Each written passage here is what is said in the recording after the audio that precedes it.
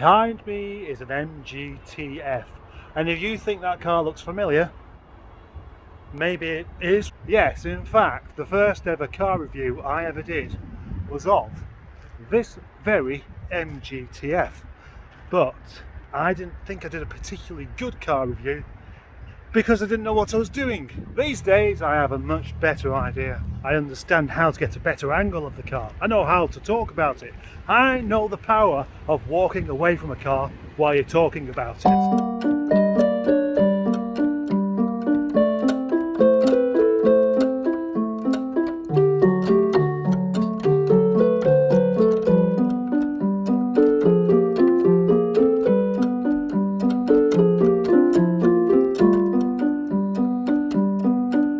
Basically what we have here is an MGTF, 135 brake horsepower.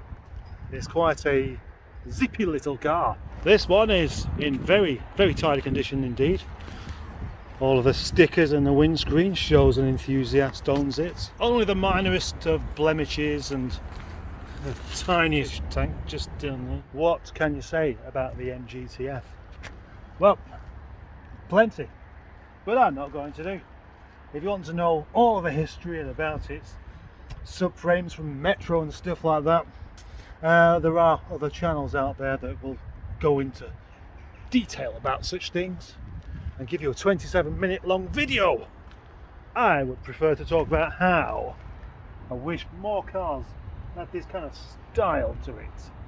Yeah, it's purposeful yet cute at the same time. Big twin tailpipes.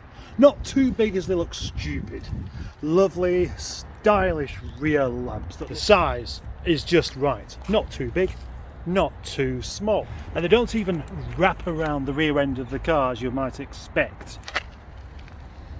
Rather stylish air intake things. The gills of the MG. Yeah, gills.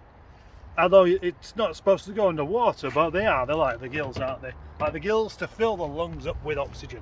More beauty can be found in these wonderfully simplistic alloys. Alloy wheels can so often just be too fiddly and end up where you don't want to wash them because it takes too long. You wouldn't get that with these. The TF is basically a facelift of the original F, which came out in 1997, I think it was. Correct me if I'm wrong. I'm not overly concerned about it.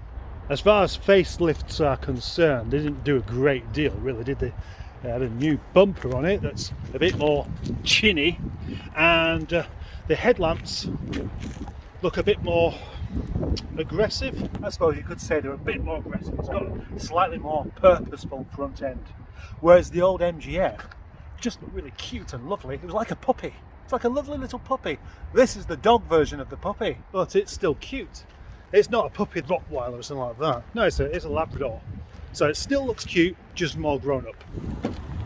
Open the door. The interior, of course, is small. No matter how hard you try, you can really only fit two people in here. Small, but big enough for those two people. So we have a couple of cubby holes and things like this. Just there's somewhere to keep your CDs, and there's somewhere to keep your cups when you want a cup of tea.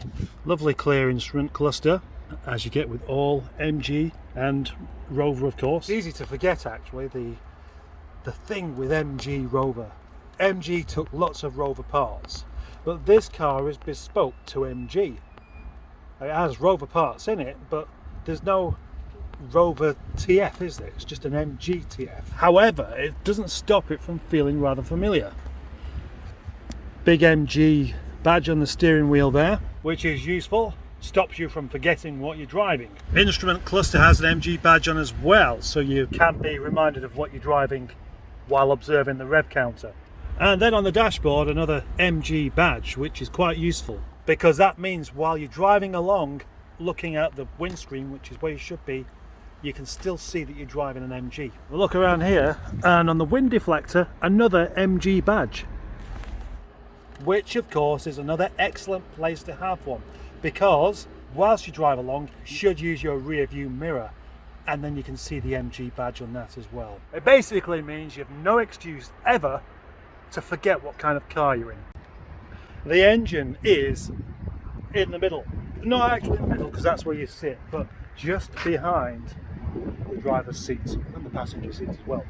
So it makes it a mid-engined car, which is supposed to be the best place to have an engine because it sits down on the back wheels and all that weight pushes it down, giving you better traction. Although the K-Series engine is a lightweight engine, so how much traction is added I don't really know. But there it is, underneath there. So when you want to do your weekly head gasket, you've got to get your hands down there. You know me, I'm a Rover K-Series enthusiast, so I'm allowed to make that awful joke. Underneath the boot is also where the boot is kept as well, and this boot, I must say, is rather well organised. And then we have an additional boot at the front. Although it's less of a boot, more somewhere to keep your spare wheel and your battery and your fuse box and your ABS pump and your small bottle of brake fluid. Considering that this is a car for two people at the most, how much shopping do you really need? Probably that's enough, isn't it? That gap down here with the insurance policy there is enough to fit a few beers. And then the rear boot is enough to fit all your pasties and your pies and your loaf of bread and your couple of blocks of butter and your bag of lentils. Now we have another area where shopping can be kept as well. All cars have this. It's just behind the seat. That's where you can cram a few beers down there and you know, they don't get knocked over. I would say that's it, but there's more, because look just behind the wind deflector there. You see that recess there? You could easily fit in some stuff there. It's not going to fall out, is it? Not unless you go with some really bad bumps.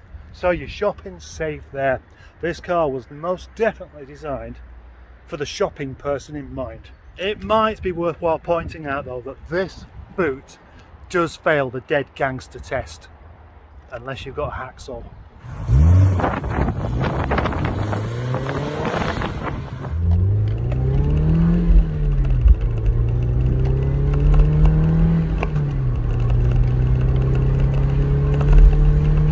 Yes, what a great driver's car this is.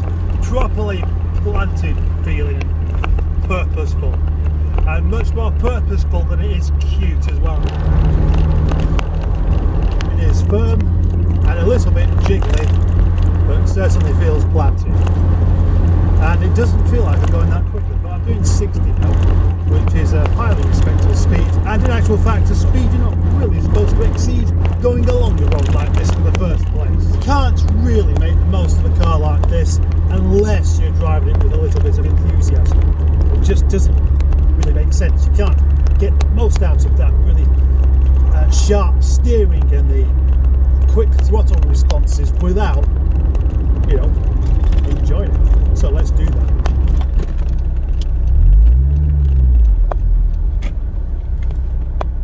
With some engines, opening up the throttle means opening up a can of worms. With this one, it means opening up a can of beans. Here we go. Go!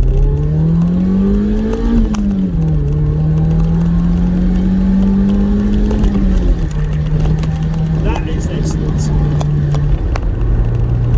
It's not only got the power, but it's got the torque to go with it, because it's only a light car, so it doesn't need masses of torque or power to make it do the job.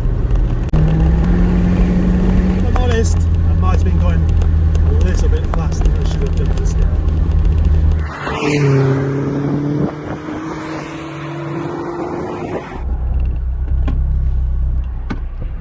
My only criticism really is the pedals seem a little bit close together. I feel a bit like I'm standing on my own toes.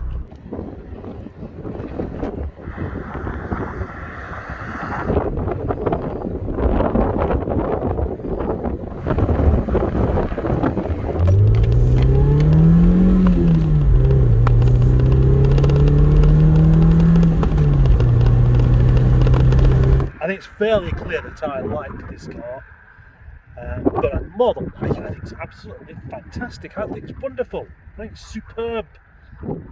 It's just such an amazing driving experience. I don't think you could get really much better than it. The other thing is that this car came to me before with half a tank of petrol and The chap who owns it said, just enjoy it. Well, it's still got half a tank of petrol now.